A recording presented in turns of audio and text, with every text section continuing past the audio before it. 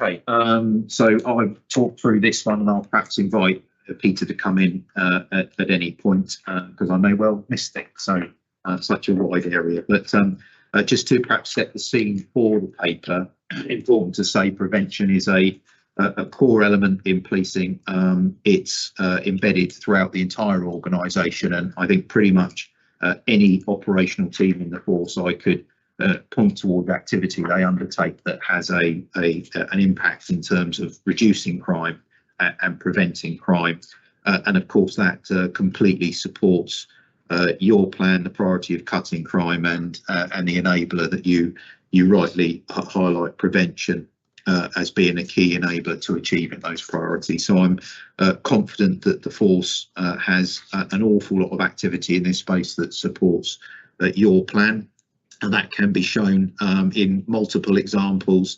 But to name a few, the impact on reducing numbers of repeat victims of domestic abuse, as an example, the work of the VRU that you support. So fervently it continues to reduce serious violent crime in the county, and lots of good examples there of the use of education and enforcement to prevent more serious violence. Our fraud protect officers who support individuals and businesses in becoming more resistant to attacks and prevent offending. But probably to centre on, as the paper highlights, we do have an entire command dedicated to reducing and preventing crime, and in great Ron Seal fashion, they're called the Strategic Prevention Command. So there is a bit of a clue in the title. They don't work in isolation.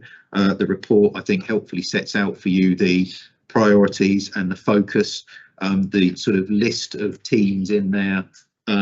Some of it doesn't need much explanation. Some of it perhaps requires a little more explanation, but ultimately it all works towards crime reduction and preventing crime. The work of that team is ultimately overseen by the Assistant Chief Constable for Local Policing, who owns all of the resources, so can ensure there is synergy in this space, and as the report says, does that through a neighbourhood policing prevention and problem solving panel, where I know that there is a real focus on how successful we are in this area. That of course is reported through to force performance, and then periodically to our Chief Officer Management Board as well.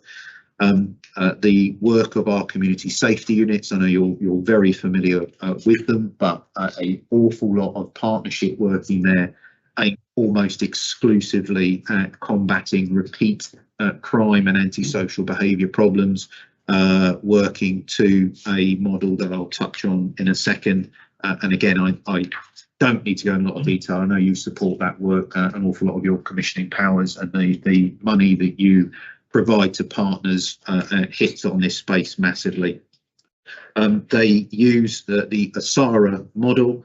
Don't ask me to describe every intimate area of it, but in very succinct fashion, it entails identifying the objective through the use of all the intelligence that comes into our community safety units.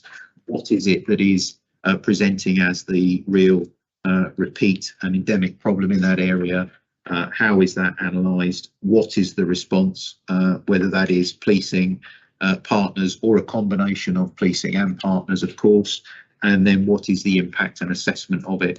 And each of those plans will show you and tell you whether or not it's been successful in the evaluation, and the assessment of it will say to us, does this work or not work?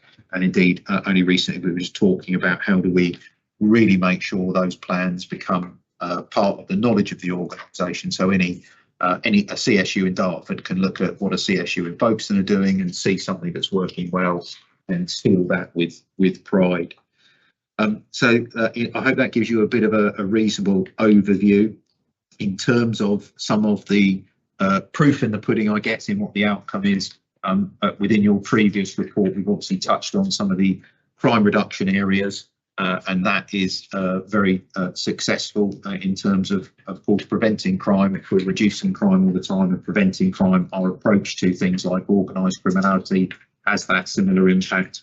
But the focus, of course, around antisocial behaviour and the increases there this model is very much designed to combat that crime and antisocial behaviour that is most endemic in our communities.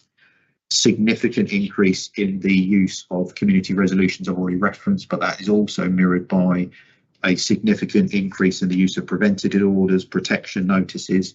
Some of our recent operations show a growing confidence of the staff to use these powers more and more, ultimately all aimed at curtailing and stopping people's behaviour and, of course, preventing more crime and more antisocial behaviour.